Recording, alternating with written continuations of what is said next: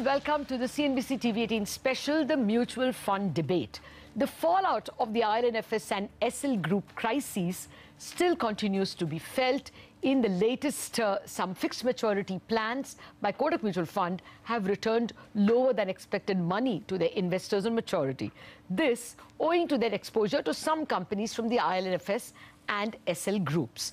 Sources at Kotak Mutual Fund tell CNBC TV18 that the principal amount has been returned in full to investors and a part of the interest as well, but part interest has been withheld pending resolution by SL Group promoters.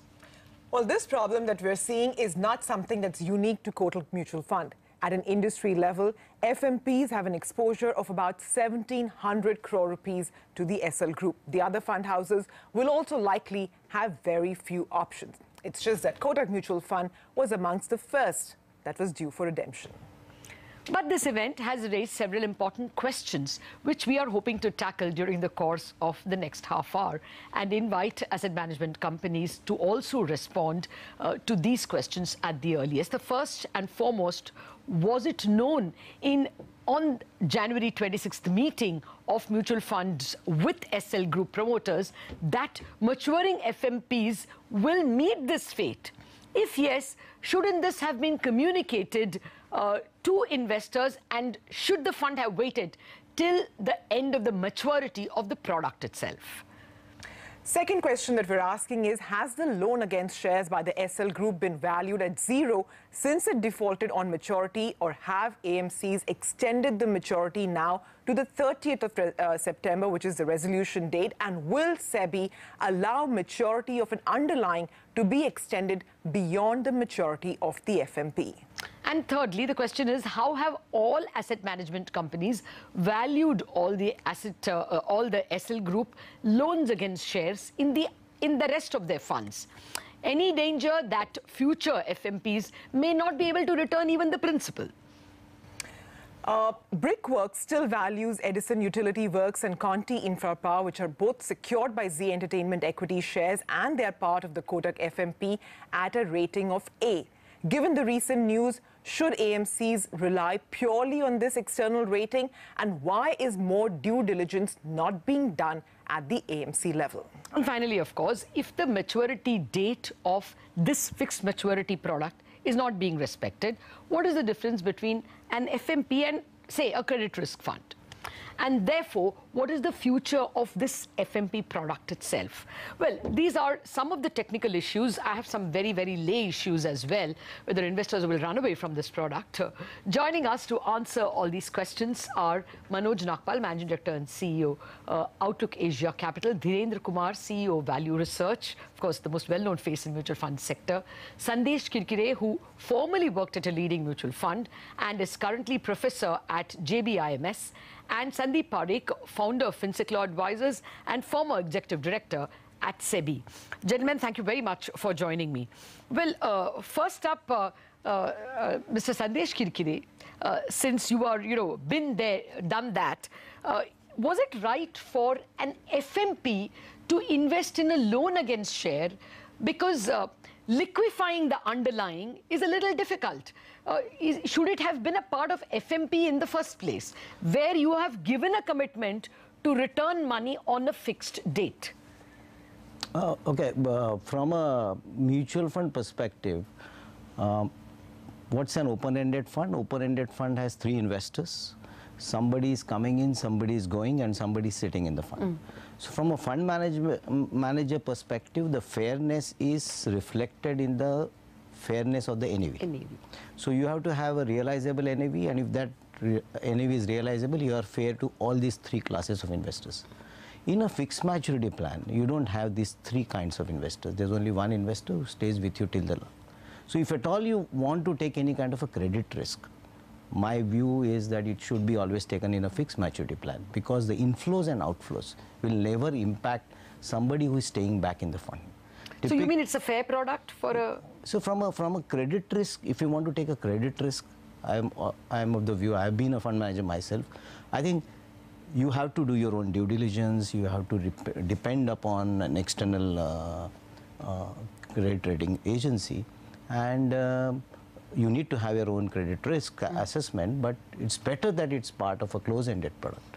When it is a part of a close-ended product, somebody who has not yet got out of the fund can suffer if somebody else gets out of it. Okay, well, let me get Mr. Dhirendra Kumar's view also on this. Mr. Dhirendra Kumar, thank you for joining us. You know, the question I'm asking is these are promoters' shares which are pledged in this loan against shares. Now, any time when you sell, say, 1% of shares, you are not going to get a very good price. This is promoter. The very image in the market that the promoter's shares are being sold will only bring the value even lower. Isn't this a dangerous debt instrument? It's like equity and the most dangerous form of equity, and you're putting it in a fixed maturity product.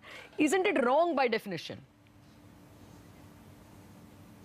No, it is not wrong. In fact, the collateral of the entertainment is over and above the debt exposure which the fund has assumed. On January 25th, the 30% decline just because 200 crore worth of collateral was sold in the market reflects that. But I still feel that these products try and optimize return. They assume credit risk, and ideally one should not be taking exposure to illiquid things. But that is easier said than done. In fact, a good part of the corporate fixed income investments of mutual fund across the spectrum, whether it be an open-end fund or closed-end fund, this is a fundamental problem. The funds, except for FMP, the funds are, for investors it is liquid while the underlying is not that liquid. Okay. Even the highest quality name may not be liquid. So credit asset liability mismatch on account of mutual fund investors definitely continues, and Okay, illiquidity is an issue, no two ways about it. All right, Sandeep, you've been a former regulator, so my question to you is this: when the mutual fund consortium met with the SL Group promoters on the 26th of Jan, they would pretty much have known that an X number of FMPs is going to mature. Of that, how many have exposure to this troubled group, and therefore, what is going to become of them? Should they not have a responsibility at that time to have disclosed this information? Should they have waited till the very end to do it?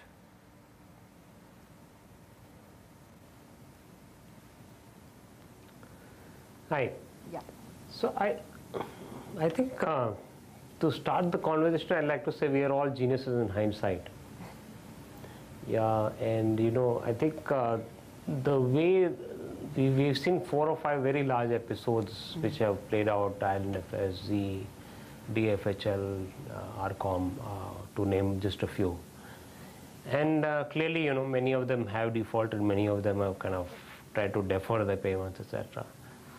And fund managers are kind of between a rock and a hard place. They need to figure out whether they want to call in the whatever pledged securities or other security measures they have in place. They should call that in, which would almost in all likelihood be inadequate versus having a deal with the promoters in which they get the principal back and maybe some kind of haircut on the interest. In some places, even the principal, there would be a haircut.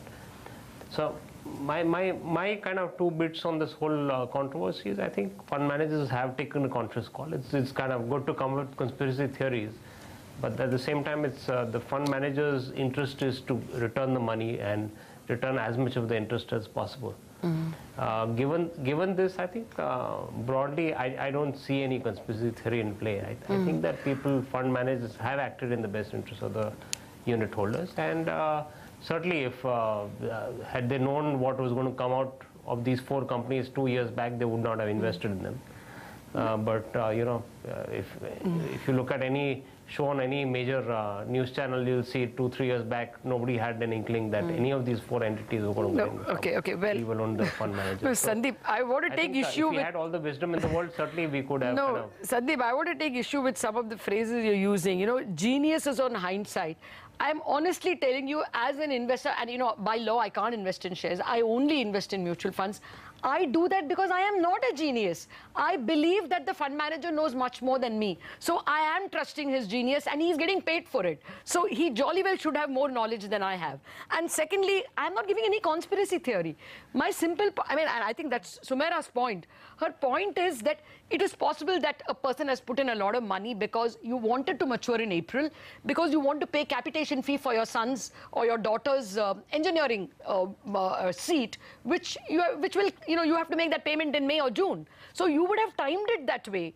If you knew on Jan 26 that this money, the Z Group said we will probably be able to sell it by September 30th, should you not have written a letter to all your investors saying, see, it is possible that a little part of the money will be held back? At least he would have got 3 months to prepare for that, whatever contingency for which he put that FMP. That responsibility should have been, lies with the fund manager, isn't it? I think Sumaira's is a fair question, Sandeep. No, so I think that's a fair criticism, I would say, that they should have indeed alerted investors as a best practice.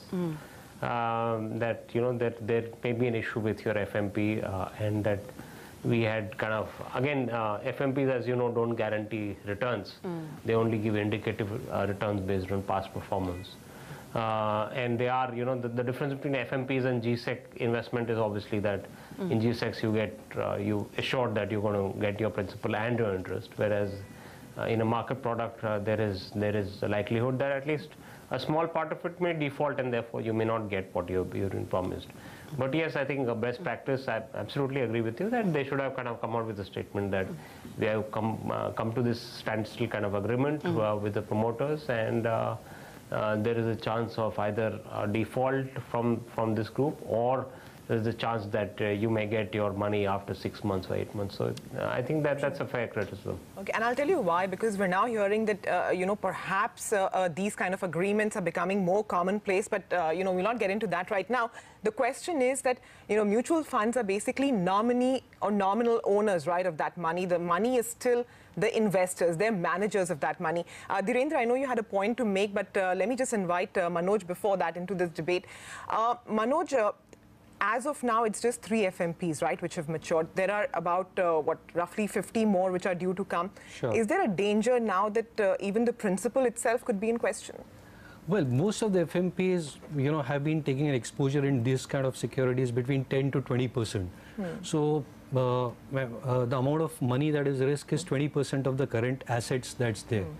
Where the regulator has failed us, I think, is that even the regulator knew this in January, that this is, a probable event that could happen in April, and it should have asked the AMCs to give an exit plan for this fixed maturity plans that is there.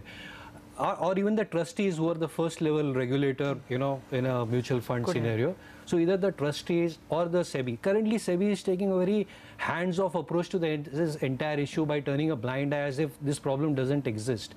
So both, as per our understanding, AMFI and mutual funds have briefed it, but SEBI has neither given the blessings to this kind of a scheme or not. The second place where SEBI is not really, taking care is that by definition, an NAV of a mutual fund is supposed to be a realizable value. The current realizable value of a mutual fund assets is the NAV.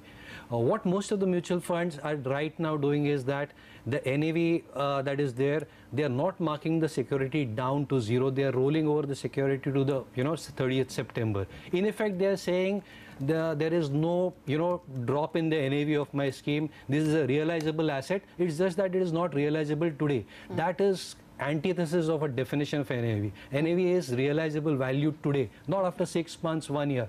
And there is no guarantee that this can be recovered after 6 months. It's a probable event that may happen. The probability may be high, but it's still a probability. So at both the things, I think SEBI is floundering in terms of holding the mutual funds responsible for these two actions. Okay. Well, Dhirendra, if you can quickly give your reaction, since you were saying we have to get into a break, but what is your reaction to the discussion so far? No, all I was saying is that, the question which was actually aimed at that should mutual funds should have informed investor. The mutual funds are very high on disclosure. The monthly disclosure definitely carried it. Okay. Okay. Well, I would think that not every investor is aware that this is what they have to look for. And actually, I have even further questions. Even if they had disclosed, say, this name Conti Infra, how would I know that it is the SL Group? I mean, maybe a little more investor education is needed. Those questions after this break don't go anywhere.